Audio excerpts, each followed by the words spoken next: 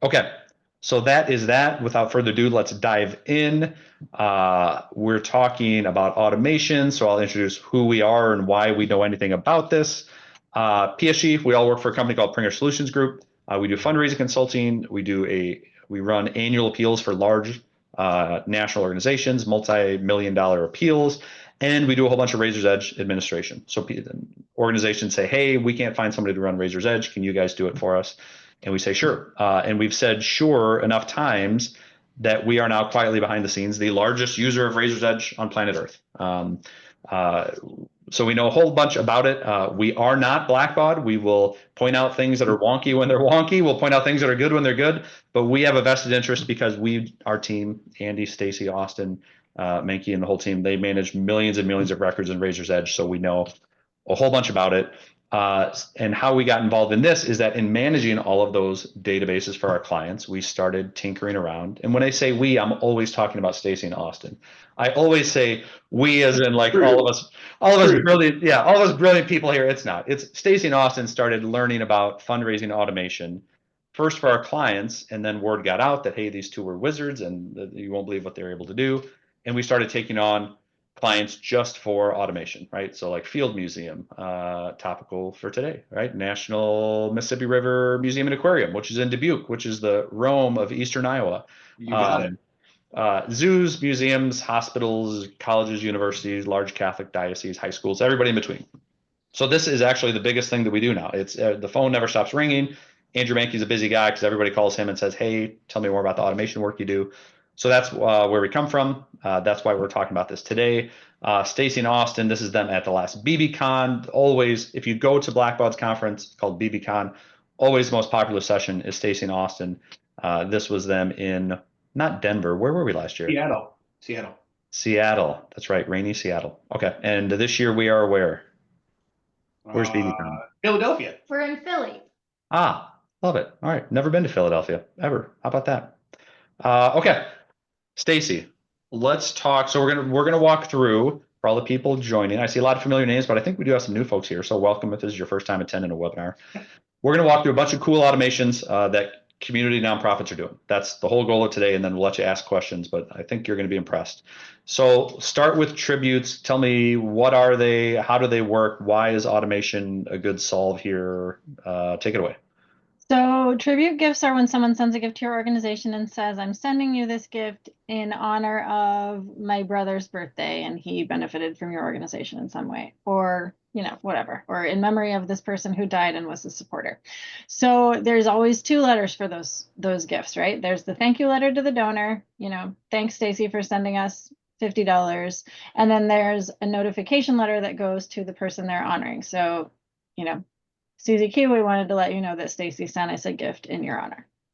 And I imagine in Razor's Edge, there's a button that you just hit when you get those gifts and it handles everything perfectly, right? Is that how it works? That's what we all think it should do, and it totally doesn't. As the Razor's Edge users on the call will be aware, you have to run your acknowledgement letters for the gifts, and then there's a totally separate process and a bunch of crazy data entry to get everything in there right, and run a separate process to do your notification letter to the person who's being honored or memorialized.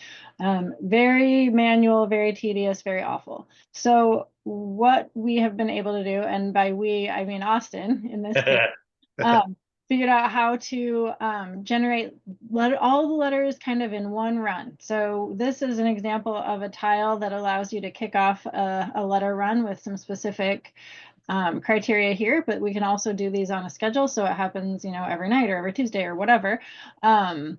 And it will actually pull together all your donor acknowledgement letters, and it'll pull together all your tribute letters, and then it'll stack them together so that when you are printing your letters, you'll have one big pile of letters, you'll print them, and when it comes out, it'll have, Dear Stacy, thank you for your gift in honor of Susie Q, and then it'll say, Dear Susie Q, right next to it, we received this gift from Stacy.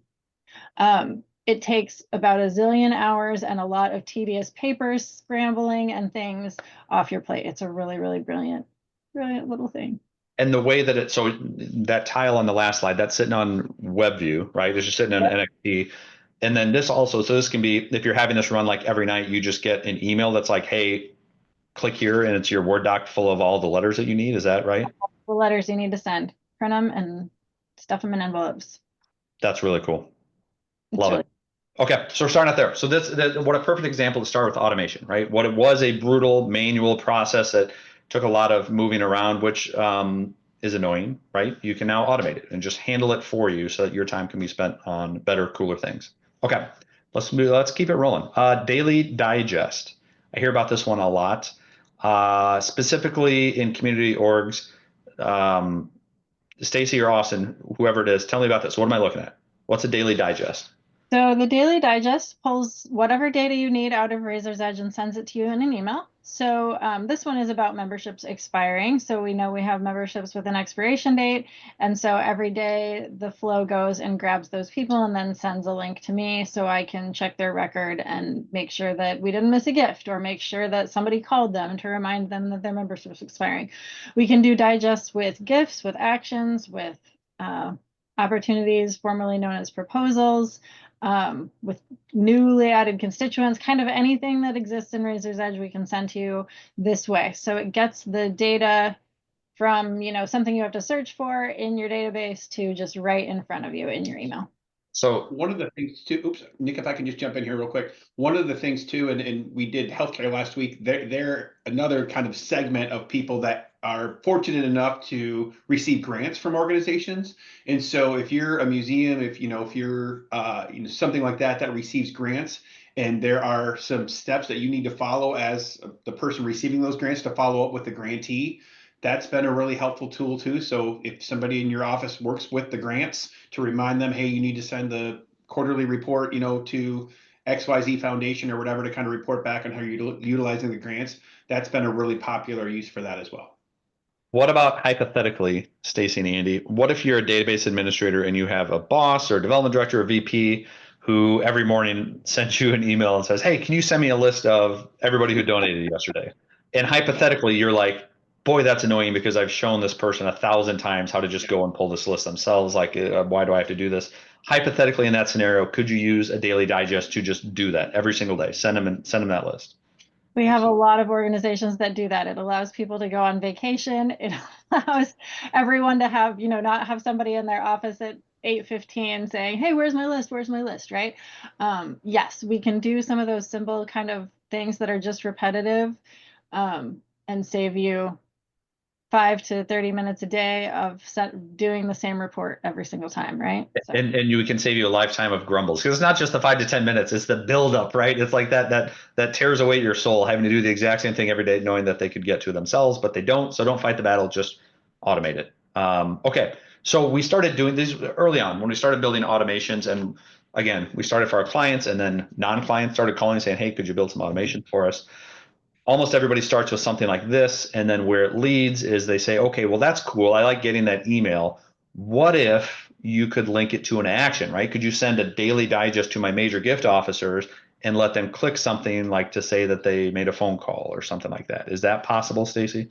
It is, and I love this one. So we'll put the phone number in the digest and we'll put a link to this action, and we'll actually create these actions. We'll assign them to the fundraisers. This one is Andy's, right? So when he gets that email, he calls Ellen, he clicks the link in the email, which brings him back to this action. He clicks mark complete, he types in his notes from his call with her and clicks save. So what would have been if he had to remember to call her, or if he had to go to Razor's Edge and look up who do I need to call today, right? Yeah, that takes a minute. And then even if we told him, hey, Ellen had this thing we need to do, we need to call her to thank her for completing her pledge.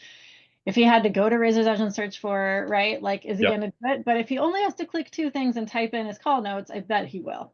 So. Fun fact, I spent a lot of time as a major gift officer. I almost always made the call or whatever follow-up action was necessary. I would say maybe less than 5%. That work actually was recorded inside of Razor's Edge. So for all the DBAs on the call, I know you're like freaking out right now, but this would have actually allowed me to not just do my job, but to show that I did my job in a way that previously I just kind of did my job. And to be clear, Andy said he did make the calls. He didn't shirk the duties. He just didn't mark it complete and write up the note. Too many clicks, too much work. Yep. Makes it was the non-fun part of my job. So in this case, I mean, so again, let's stick with museums and zoos and stuff. So you got memberships galore. You're getting a daily thing saying, "Hey, this person, here's the 4 memberships that are about to lapse. You could do all sorts of stuff, right? You could prompt, if this is donors, you could be like, hey, assign them to a portfolio. If it's a first-time donor, you could do X, Y, Z. In this case, maybe it's a note to the account rep to reach out to them and make sure that they're renewing, all of that stuff. You could just prompt to that. Okay, so we started with the Daily Digest. People loved it. Said, hey, could you add actions? We did. People loved it. And then it was inevitable they would end up at this point. Because once you started adding actions, you're like, well, okay, what if the action is you should email the person? And then invariably it all leads to this. And they said, well, if you can send me the list of donors and tell me to email them, could you just write the email for me, right? Could you just do that? And this is where we landed after, I think, about 1.5 years of work. If you've been to our webinars before, you've heard us talk about heartfelt emails and how important they are. This example from Mississippi River Museum and Aquarium, from the Field Museum, they're doing this. And I want to show, I'm going to put a QR code up on the screen. So, and if Mr. Mankey is on, if he could share this link in the chat as well. So I want you to go to this website, and because it's more important for you to actually interact with this than just to see it on the screen. Go to easy.automatedgenius.com/community or just scan the QR code. Andy, I promise it's the right QR code this time. We did, colleges, university, healthcare or something. I had the wrong one, and oh man, I haven't heard the end of it. Like 3 or 4 days I've been getting razzed by this brutal team here. Go to this spot. Put in when you get there, you'll see a little simple web page like this. We'll put it up. First name, last name, and email. Put that in and click submit for sample because it's going to send you something. And that something is going to blow your mind and you're going to want to run around your office and show everybody. So first name, last name, put in your work email. When you do and click submit for sample, you will see this amazing thing right here. Okay. You're going to get an email. It's going to come from me and it's going to look exactly like this. I'm going to zoom in here. On that email, you'll see a bunch of fake names. None of this is real data. We don't use client data. It's all made up stuff. You'll see a lot of our. We have a sandbox database from Razor's Edge. Sandbox database, all made up data. You will get what looks to be a list of donors. So imagine that you're a major gift officer or director of development or anyone working in community org in some sort of forward-facing, client-facing, donor-facing position. You get an email like this in the morning. And you've got Leslie, Mary, Sandra, everybody else. You'll notice that these are all hyperlinks. So in this case, Leslie made a gift above 1,000. Mary is a first-time donor. Sandra just had an event ticket redeemed. And you can click on whatever that prompt is, whatever it is that triggered you getting that email. In this case, let's do Sandra Freeman. Event ticket redeemed, okay? And you can do this on the sample you have in your hands right now, on your phone, if you scan the QR code.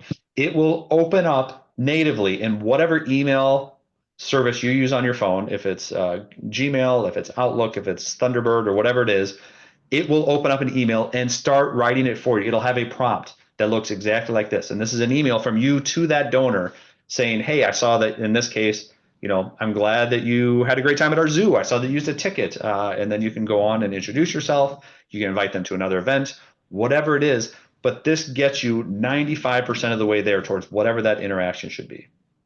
Okay. Andy, does that make sense? It's wild. It's wild. Do clients enjoy this sort of thing? Clients really, really enjoy this kind of thing. Again, as a former major gift officer, I probably would have done a little bit more emailing. But no, the wild thing is it doesn't just generate it for you. Going back to my last fail, once you actually send that, it does take and record a copy of what you've sent into the Razor's Edge record of the recipient, and also can create and mark an action completed. So I can not just send the email, but Razor's Edge will let the record know that I sent the email, completed it on this date, here's what it said, mostly so on and so forth. So that if the donor reaches out to me in a few days and says, hey, thanks for the amazing email, I'm not going, oh crap, what did I say, or what did I send, or when did I send, or whatever. I can go to the record and right there it is. And it can be anything, right? So it can be, first-time donors. It can be event tickets. It could be somebody bought something in the gift shop, right? And we want to connect with them. And I would also mention, this is a good time to mention, we do this with All True as well. I always talk about Razor's Edge. A lot of community organizations use All True. We've built these automations off of All True as well. So I should bring that up. Client controls how many emails, what they say, who they come from, whether you send them, all of that. What I want to describe here, from like what is happening and the amazement that you're feeling is not us coming up with some new way of fundraising. We are not coming down the mountaintop with like, oh, you know what? You should email in personally to your donors. You should build a relationship. Like you should be kind and introduce yourself. All of that stuff you know already. You do not need PSG experts to tell you that building donor relationships and one-on-one communication is important. What we're doing through this automation is taking that concept and taking the things that you know that you should already be doing every day, but you do not have the time. You do not have the time or the ability to come into work, pull a whole bunch of different queries to find out if somebody just made their 10th gift to your organization overnight, right? Like you could not do that. There's no physical way for you to do it without automation. So we do it for you and we serve it up on a platter so that you can go boom, boom, boom, click on the ones that you want to send, edit the email a little bit, send it off, and instantly you built that relationship with the donor and life is good. Go ahead. Can I jump in, Nick? So Yes. one of the things, and obviously when you look at this, we've got obviously very different conditions and kind of message prompts, right? We work with some organizations where somebody in the group only deals with memberships, right? So like they might not get this whole like list of 7 or 8 different things. For some, that daily digest might just be the message prompt for membership renewal or new members or whatever, where somebody else might get the $1,000 gifts or live months or so it's not like an all or nothing situation. We can break it down by individual fundraiser, by individual position or like role or department or whatever too. So something to think about. It really is, because we built each one of these from scratch. It's kind of an opportunity for you to say, this is how I want it served up to me. Love it. I put a poll up there just because. So we're here to highlight automations. If this is something you're more interested in, you want to like talk specifically about this automation that we built with the app, feel free. Let us know there, and Mr. Mankey will follow up with you, so we don't have to spend a ton of time on it here. We know that most people see that and they're like, "Oh my goodness, this is going to change some lives here in my organization." So I'm going to close the poll down here. We'll end it and we'll keep moving on. We got now fun stuff. Austen, Stacy, let's talk about the data side of the house, right? So like keeping data clean. This is really when people kind of get excited, especially if that's your job, right? Fundraisers, frontline folks get excited about the heartfelt emails. Database administrators get excited about stuff like this. So I use an example as we enter into this new sort of data health section of the webinar. Automation, the best way for me to describe automation is a book called, I always said, The Shoemaker and the Elves. Stacy, Yes. What is this? Elves and the Shoemaker. so I looked online to try and find a book cover for this. I feel like what's that thing where like we all remember like Fruit of the Loom logo looking different, or like we remember like some quote from a movie that never really happened. Like apparently we all remember a book called Shoemaker and the Elves, and I found 40 copies that say Elves and the Shoemaker, and I'm like, I'm living in the upside down world. But for the purpose of this, Andy, do you remember it different? I don't remember it different. Shoemaker and the Elves, right? Like somebody correct me if I'm wrong. Yeah, I'm saying, yeah, Shoemaker and the Elves. Like Yeah. I don't remember this version of it. This I don't know. We've all been. Is this AI generated? I know it's like legit. Like you could go send your kids to the Scholastic Book Fair and they're going to find apparently this backward title. But back on topic. Automation is like the shoemaker and the elves. The story you all probably know there's a shoemaker and he's at the end of his rope. He's running out of money. He's only got a little bit left for one pair of shoes. He leaves it out on the counter overnight and he goes to bed all depressed. He wakes up and what do you know? The elves have made his shoes for him overnight. He didn't have to do anything.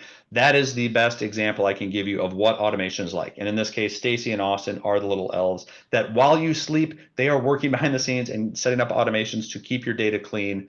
Let's talk about auto tagging. What are we talking about here? How does it work? Why is this important to zoos and museums and everything else? So a lot of times people have giving societies or membership levels or donor walls that have certain sizes of fish or something on them based on levels of giving, right? And this can be really tedious to add up. Sometimes people do include pledge payments and sometimes they don't. Sometimes it's based on giving in the past 12 months from today. Sometimes it's based on giving this fiscal year, right? So there's a lot of rules. Typically, this is a kind of time-consuming process to add up, and people do it maybe monthly or maybe annually to get their donor wall ready or their annual report put together. And then somebody asked them 2 months after they did it, hey, could you give me that list again? No, I cannot, because I only do it once a year, right? So what the automation does is it goes in every night and checks anybody with new gifts, and it adds up all their total giving for the year or their lifetime or whatever your rules are, and then it will change their attribute or their constituent code or however you flag these records so that it's constantly up to date. So at any given moment, your annoying boss could be like, "Hey, pull that list of gold society members or something for me," and you really could do that, like because it would be updated on its own, like as of what happened the night before. Yep. So cool. That is really cool. And I also will tell you, I would have had no idea other than working with you brilliant people that that's not just something that happens, right? I would assume if you have a software program that like manages your gifts that you could just know up to the minute like who's in this giving tier. Apparently that is not the case. Not exactly. Yeah. One of the things we've seen there quick before we jump over there, Nick, is people have asked on this, and this is something that's becoming more and more popular amongst our clients, like looking to ask for. I mean, one, it allows you to recognize the donor at the level that they've achieved when it happens, and not like in November when you do your donor recognition thing. It's like, cool, that was 7 months ago that I sent you that gift, but whatever. But the other thing that's important, a lot of organizations receive recurring gifts.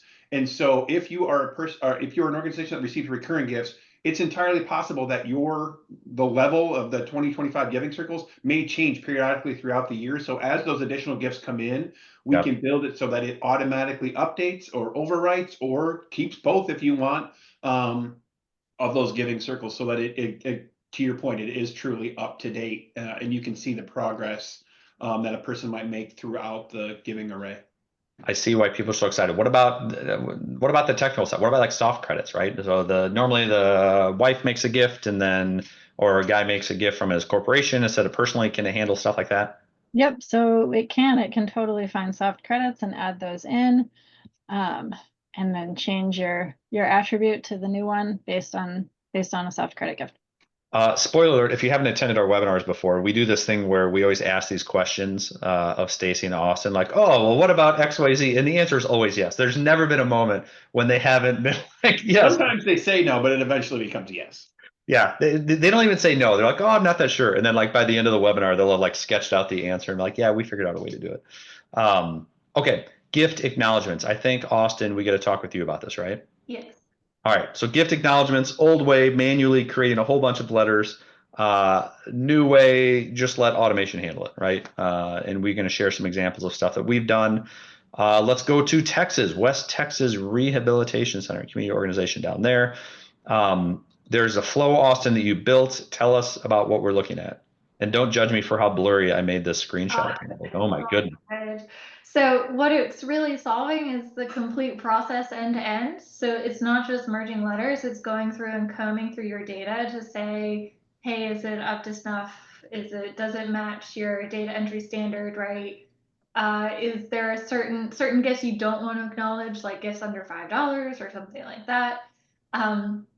It's also determining delivery methods. So if you want to send out emails automatically, and you want to send people physical letters in the mail, what criteria, how is that determined? The automation to do that for you. And what it's really doing is all the busy work associated with acknowledgement letters. And that's just happening every day in the background. That is super cool. So everything that, and I also, again, I would have no idea the amount until I watch Austen do this. Like for our clients that have a large volume of gifts, there's so much that I'm learning has to be done before you can just send out the acknowledgements, right? You have to do all the things on here. Suppress gifts from certain people that don't get this letter, they get a different kind of letter. Or, oh, a gift above this needs to come from the executive director or the chairman of the board and not someone else. Like it is nuts. And you can automate all of it. What is this? So then once that automation runs, let's say it runs every night or every Friday, then you just get an email alert. Yeah, so for the data errors that the flow can't fix, it will serve them up to you on a platter, right? So it won't be like after the letter is merged, oh, John Smith is missing his addressee salutation. You'll be notified before the letter is merged. So an example might be we're missing this person's name or something like that. We're trying to write a letter, but we're missing like a standard merge field in a letter. The letter would look weird without it. But it tells you that. It doesn't just print them out and then annoy you. It actually alerts you. Yes, it will give you a heads up that, hey, this person doesn't quite fit our standard for letters. Go take a look at them and they'll be included then in the next run. So think how satisfying this makes your job. You're moving from, of all the folks on the line, you're moving from where your job is to manage the machine and like notice all the errors on your own and go back and fix them and stuff to just letting. Or not fix them. Or not fix them, or just send them out as is, right? And also an option, always an option. But now you're just letting automation do it for you and just kicking you. This is how we should be living. You tell me when something's broken and I'll use my brain to fix that broken thing. But otherwise, you just keep churning along. Um, can you guys hear all the squeakiness? I'm using the No. ironing board.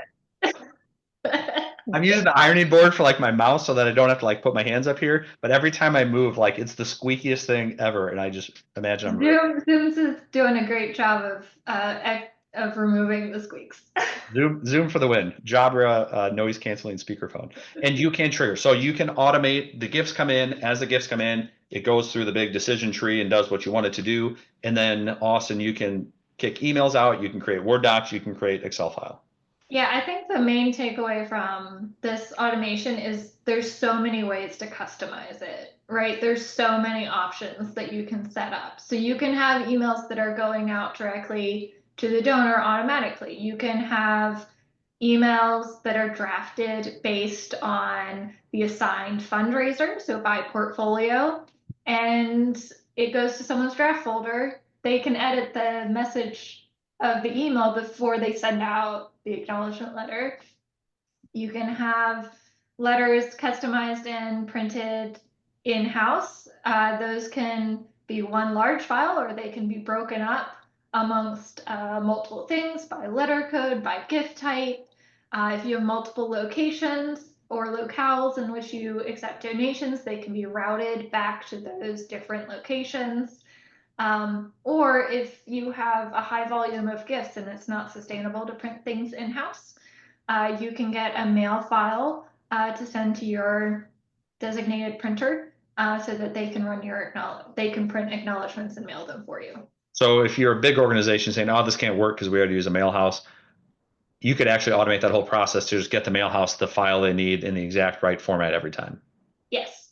Oh, that's super cool. And you don't even have to tell your boss about it, right? The boss still thinks you're doing all this stuff by hand, but in Yeah, you reality, can get credit for a lot of things. oh yeah, for sure. You're playing Minesweeper over on the side. Okay, what about this? What about updating Razor's Edge? And I bring this up because I guarantee you somebody right now is about to type in and say, but can you update Razor's Edge? Yeah, can you go back and say that you sent the letter? Is that something that we can do? So we can write back to the system. So we can mark the gift as acknowledged, and we can do a few things that it's just not sustainable for humans to do on their own, right? Which is include a link back to the individual letter merged, or we can actually attach a physical file as well. And if you wanted for like the email portion to add an action to the system, we can do that too. Love and it.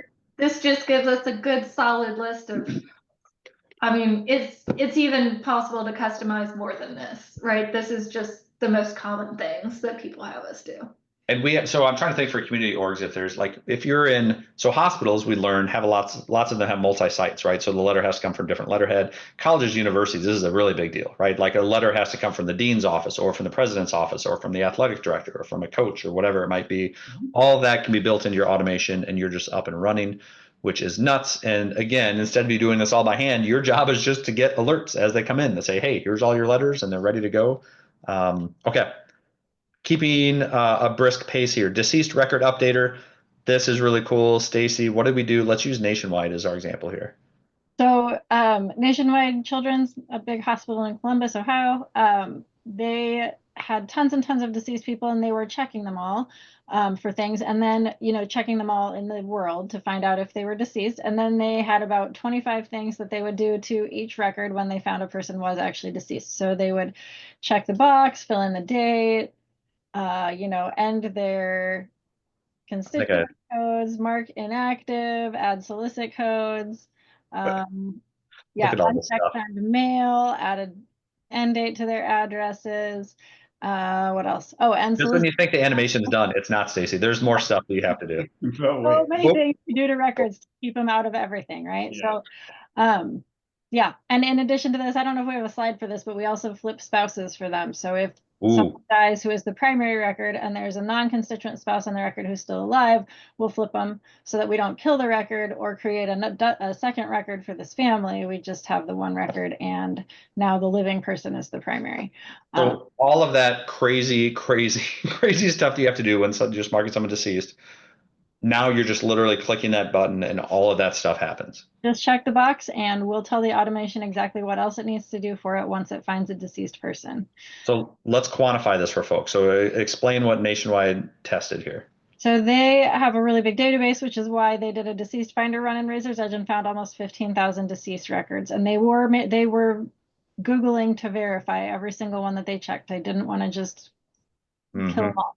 So before automation, they were able to get through about 732 records a month with all the looking up and then all the changes they were making to records. After automation, they've been able to do over 2,000 records a month to get caught up on all of these, which is huge. It's a huge increase, and it's so great to save them all those same clicks, right? Let them use their brains, let them go out and read obits to figure out if this is the same person or not, right?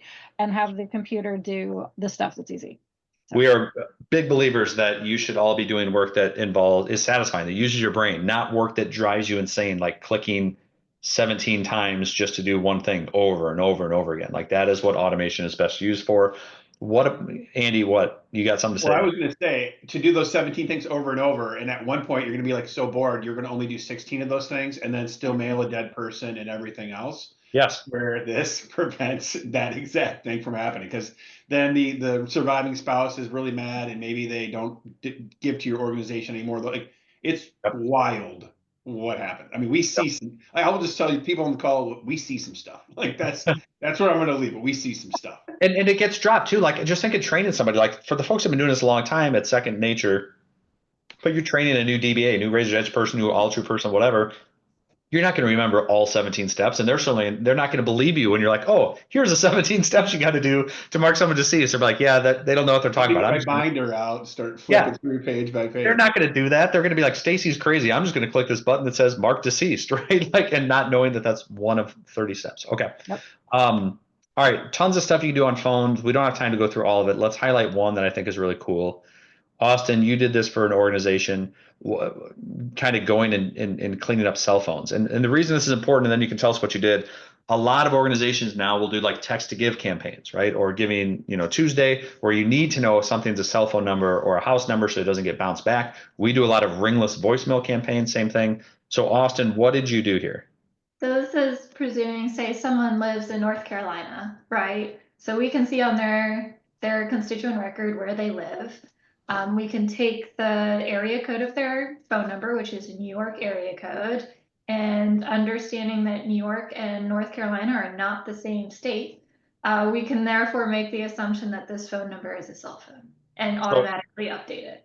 So instead of bringing in, whether you use a lockbox or just have people entering gifts, like they enter in phone numbers willy-nilly all over the place, you don't really have to worry about it anymore. You can just run this every night and know that you're going to likely catch every non-local number and appropriately market. You don't even have to think about it anymore. It just runs every evening and considers all the phones added that day. Awesome. All right, let's keep it rolling. Remember, as you have questions, hit that Q&A button, and then we will get to them as soon as we are wrapped up. We're closing in on the end of the really cool stuff. Constituent code organizer. I was a non-believer. I yawned big when the ladies were telling me about this, and then we put it in a webinar, and everybody started freaking out about how cool it was. So it stays in. What is constituent code hierarchy organizer? What is this thing that you guys proved me wrong on that's such a cool automation? Well, it came into importance because WebView has placed the topmost constituent code on a record as the primary, and in some places you can only filter on primary. So that's where the sort of hierarchy comes in. So what the flow enables you to do is set forth what your priority list is, and then it runs through every night and ensures that all your records have constituent codes in the right order. It reshuffles them just as it just goes through. It resequences your codes so that it's always in the right order. And then that's important because, as you said, some of the functionality of WebView is all based on what the top one is, right? So if you want so like Insight Designer has primary constituent code, and then some of the native dashboards also have filters based on primary. Got it. So it'd be tough to use that functionality without something like this in the background, unless you're going to hire somebody whose full-time job is just to one by one go through everybody and click, up, down, arrow on all of them. And unfortunately, that is the answer to do this in database view. basically delete all your constituent codes out, delete them from the database, and then put them back in the right order. It's horrendous. And you're not going to do that every day. No, what a No crazy. one's going to do that. This is like, do you guys ever do the like PowerPoint nights with your friend groups where like everybody like, I'm going to explain what I do at work, and like you have to put together a presentation with your friends because they all know roughly what you do. Like this would make an amazing one. Like I click an up arrow 17 times whenever considered, like this is what I do every day because the system is built in that this is the only way to do it. Okay. Automation will help your friends not judge you on your next what I do for a living PowerPoint night. Okay, let's talk about importing data. Andy, what's an example of why somebody on a call today would have to import data? So if you are an organization that utilizes a third-party lockbox as one, so right, the gifts aren't coming directly to your organization, they're going to a bank to be deposited and to do those things, certainly is a prime example for some organizations. But more likely, you are running some sort of an event, a gala, a golf outing, something like that, in which the data doesn't live natively in your Razor's Edge database. So you use OneCause, you use EventGive, you use something like that, right? Where you need to bring that data back into the system. This is what we're talking about here. All right. So I'm an organization. I'm a zoo. We just had a giant event in Omaha. We ran it through BidPal. There was auctions. I have all this data sitting inside of an Excel spreadsheet.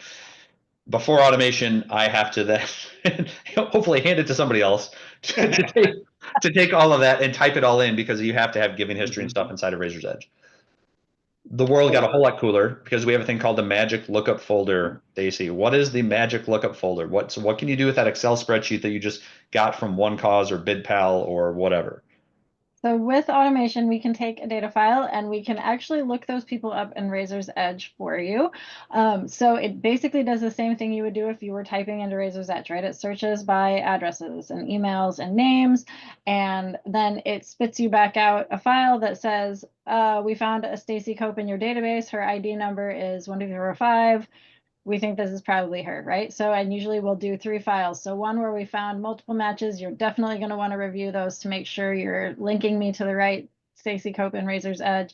Single matches, where we only found one person that we think qualifies, and then the no match file that is very easy to just import that without worrying that you're putting duplicates into your system. So depending on the size of your file, this can save you hundreds and hundreds of hours worth of work. And a lot of tedious just sitting there typing, a lot of duplicate records saved, which we all want to do because we're paying by the record now. So yeah. Talk about serving it up on a platter. So you're going to have to get them into Razor's Edge some way. Is it right just to think this as like getting it ready for you? So I drop in the folder and immediately it's like, okay, here are the ones that are no matches. So no matter what, you're going to have to enter all these brand new people. Now you know with confidence that here are the ones that fit that description. But then the other ones, it found a match and it appended in a constituent ID code. So now I can just click to import them. Yep. And we can kind of do whatever you want with the output files too, right? So we can add, a column for phone type and a column for address type and all those things that you need to do and import into Razor's Edge so that it basically the file is now ready for you rather than you having to add all those columns and fill in all that stuff. So we have a couple of large Catholic diocese clients that took this and really ran with it and kind of pressed us to do even more. What did we do for them? So the magic file is a SharePoint thing. You drop it on there, automations run, dig inside of Razor's Edge, and it's all Excel based and import based. Now you're doing this like actually within WebView, right? Yep. So for this particular one, we're using a third-party system and getting the data directly from there. And then we're doing that same thing. We're searching Razor's Edge for these people by their name and their address and their phone number and email, right? And then, but instead of putting them into an Excel file, we'll throw them into this tile in Razor's Edge so that you can review them and say, okay, this is the right one. Let's match to this person, or no, none of these match, create a new record.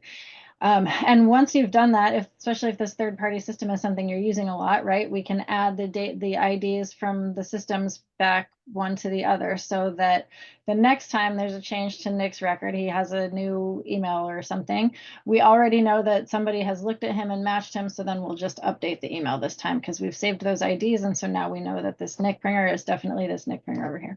Got it. So it just finally dawned on me after I've been talking about this much. This is really when there's an API connection with another. Okay. Like if it's another software system that's sophisticated enough, you can have an API. Like then you can just have it connect right into AllTrue or Razor's Edge and serve it up on a platter this way and do it one by one versus like waiting and having like a big spreadsheet that you're dragging over. Right. Exactly.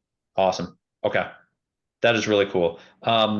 Let's talk about how you can get started, and then we're going to take some questions and answers. If you want to know more about any of this, so automation is not something that we invented. We just got really good at it with Razor's Edge and AllTrue. That's how we fit into this. So much so that we actually spun up a service. We call it automategenius.com. You can use us in a couple different ways. So if you're watching this and you're like, I want everything, this is incredible, great, give us a call. We can build you everything. If you're watching this and thinking, I want to learn this myself, that's great. Attend our webinars. We give tons of good advice. There's stuff on YouTube. There's stuff in the Razor's Edge community where you can teach yourself, just like Stacy and Austen did, and kind of tinker your way through. A lot of people are going to fall in the middle ground where you'll say, hey, I want to learn these skills, but honestly, could you just build us the first one, right? Build us that deceased record updater or auto tagger, or let's get the emails flowing. We want to watch and ride along, and then we want to take it from there. We're good with that too, right? So we work with anybody and everybody, organizations large and small. If you want to set up a time, just go to automategenius.com, click on that. You can see our calendar, set up a time to talk with Andy or Menke, and they'll be incredibly helpful. And if I can say why now is the time to do that. If you want our help, we ran a special promotion. It's sad even to see it up there, Andy. Too soon. I'm not sad about losing. I'm grateful for the times that we had together. Many of us are huge Creighton basketball fans. We're based in Omaha, PSG is. So we ran a special promotion for Automate Genius that with every win throughout the tournament, you get a little bit spicier of a discount. Fortunately, they did win their first game. They got a terrible seed, but they overcame that and they beat Louisville. They did not win their second game. They lost to Auburn. So we know for certain that if you want to have us build automations, you can get 10% off. I think it's now, is Mr. Menke still on? He might not. I'm here. Okay. Sorry, my laptop crunches down the people. When do they have to do this by if they want to get that Creighton discount? April 30th. Okay. So make sure to reach out to me before then if you want to lock in your discount. And we'll send more info tomorrow with the recap email as well. So if you want us to do any of the magical things that we saw on here today, we're happy to. We can do all of them. We can do some of them. We can do one of them. And if you reach out by April 30th, we can do it for 10% off, which I think will make everybody happy. And then the next time you'll have this sort of pricing will be next year when we win the national championship with our reloaded roster. As I watch the portal, Iowa Hawkeyes that are all transferring from my team to your team. Cool. You heard it here first, folks. Creighton is raiding the portal for all the Iowa Hawkeyes since they fired their coach.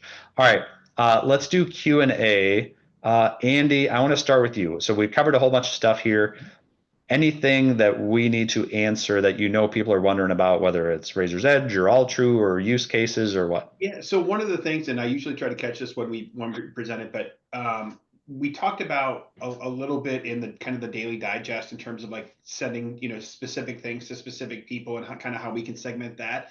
The other thing where we've seen variation client by client is in the heartfelt email. So when that list comes out, you started with Leslie Cooper. So you all scan the QR code, you kind of saw that, right?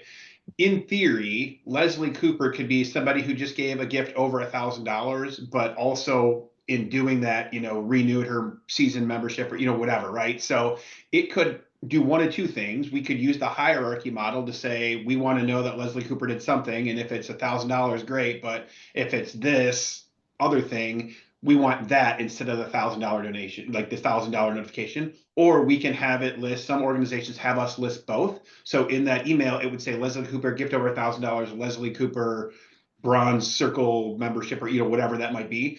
So you can use either message prompt, but maybe acknowledge that in addition to the $1,000 gift, you're welcoming to the bronze circle or something like that. So again, it's completely customizable to how you want it to kind of be distributed. It's not a situation where we're like, we already have it pre-built. We just slap your logo on it and like off you go. We really are building this to kind of meet and accommodate what your kind of desired pathway is for stewardship. Love it. Stacy, what's the Merlin app? Oh, it's so cool. I pulled it up just in case you would ask. Hang on. I promise you, this was not practiced. I'm catching up on the chat because I was talking the whole time. What is it? Okay, Oh, wow. it's a bird identification app, and it has a step-by-step thing where you can tell it where you are. And You can tell it where you are, and then describe the bird. Like it asks you the colors and the size and where it is, and then it'll tell you what bird it probably is based on your location and the stuff you told it. It also has a thing where it can listen to the sounds the bird is making and tell you what bird it is, which is the coolest. My kids are always asking me to get this out constantly. It's cardinals. It's always cardinals in my yard, but it's so fun. So This is so it's like Shazam for birds plus 100%. Oh my gosh. Everyone I'm needs about to it. share this Go with one download of it my right now. friends. everybody on the chat apparently is already way ahead of us on this curve. So Stacy's bringing some knowledge to us. All right, well done, Charles. Tell your team they're killing it. Awesome. All right, so we got that out of the way. Merlin, Catherine Hahn had some legit questions, not just me wondering what this happened about. She asked about, her first question was about NXT. So the letters and most of these automations are done with Razor's Edge NXT, which is the new version, but you can enter your data in Database View or Web View and it'll get to the same place. So as long as you're not on old RE7 where you only have Database View, we can do all of this stuff. Awesome. Tax letters. Yep. Possible. Yep, that can all be done. So we do that all the time, send out acknowledgements for offline gifts. Like we can even do year-end tax statements too. Yeah. So if those are, I know back when I was a DBA, those were super bare, like 3 weeks spent manipulating Excel spreadsheet. You don't have to do that anymore. We can automate that. And you can even, to the point, and I'm sure we've done actual webinars entirely on tax letters, but for the folks here that asked about it, you can set it up so that you run tax letters, and if there's an email on file, it emails them. Mm-hmm. You can do it in the body of an email. You can do it as an attachment, as a PDF of their tax letter. You can then save that tax letter to their record so that when somebody calls and says they didn't get it, all of that. Again, the answer is always yes. No matter what you can do. Customizable, totally possible. Yep. Stacy, I'll put you on the spot. What is something that we can't do through automation? Has there ever been anything that someone's come up with where we're like, this is not possible? Yes, you can. I cannot save a partial date of birth into the system without it doing something stupid. So say if your Razor's Edge right now says my birthday is in January of 1980, but it doesn't have a day, and I want to do some other update to the record, or maybe I want to just add in January 1980, I cannot, because it will not let me do that. You have to have a month, day, and year to update the date of birth or date of death in Razor's Edge. So then I have to make stuff up. So if like I only know that my birthday is on, March 5th, right? And I don't know what year, I'll have to make up a year. Otherwise, I can't put March 5th in. Yep. So that there's also some fun hidden things on the back end of WebView. Like you can't save an invalid phone number. Got it. So like in all our cleanup with the phone numbers kind of thing, we figured out if we tried to save a phone number and it fails, it's invalid. Yeah. And it's some little weird stuff like that. Weird, quirky stuff. But basically, for all these automations, we are making use of the Sky API in Razor's Edge, NXT, or Alltrue to pull. So if the data exists in your system, almost certainly with a couple quirks, right? Because we are subject to how they built the APIs, but we can get at it and manipulate it and give you what you want, whether it's an email, a data file, an alert, a Slack channel ping with a link to a constituent, we can do it. Yep.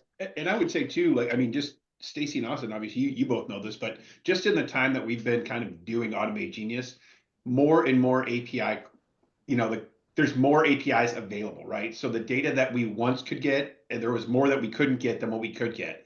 More and more of that is becoming available in both Razor's Edge and in Alltrue, right? So even like we had a client that reached out a while back in Alltrue, and we're like, cool, but not yet. And eventually it came around and they came back to us and said, all right, like now it's time to dance, and we're doing some of those things. So if you truly are interested and you're like, hey, this is what I'm dreaming up, Andrew and I would love to be able to talk to you about that.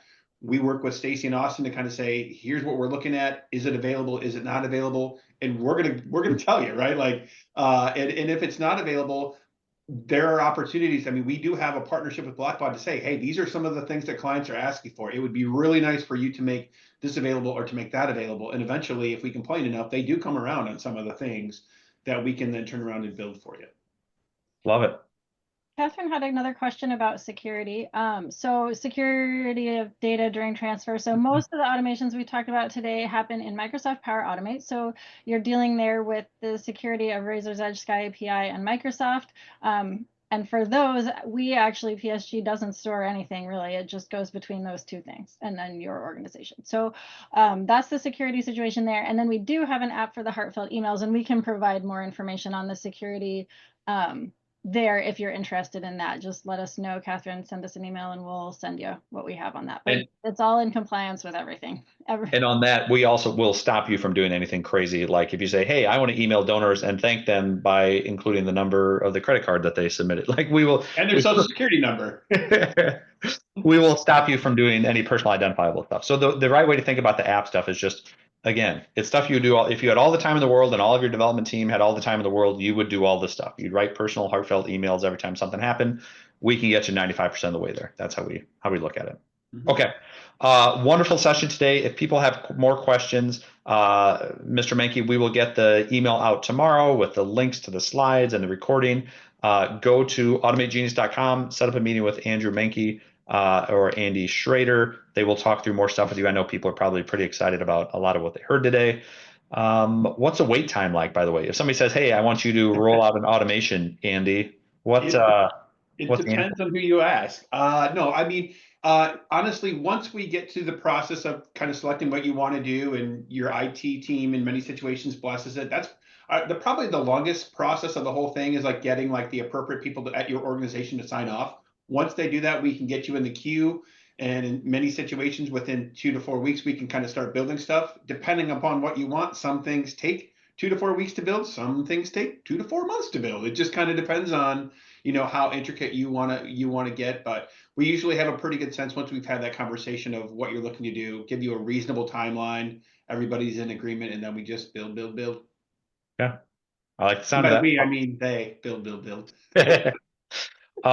You're all wonderful. Thank you so much. Make sure to sign up for our newsletter. You'll hear about other webinars. We've got some fun stuff coming up, especially if you're on Razor's Edge and you're nervous about that move to WebView. We always give you the inside scoop. All that's always free, of course. Everyone have a wonderful, I'm going to say Tuesday. It is Tuesday. Everybody have a wonderful Tuesday, and we'll see you on the next one. All right. Bye. Download the Merlin app.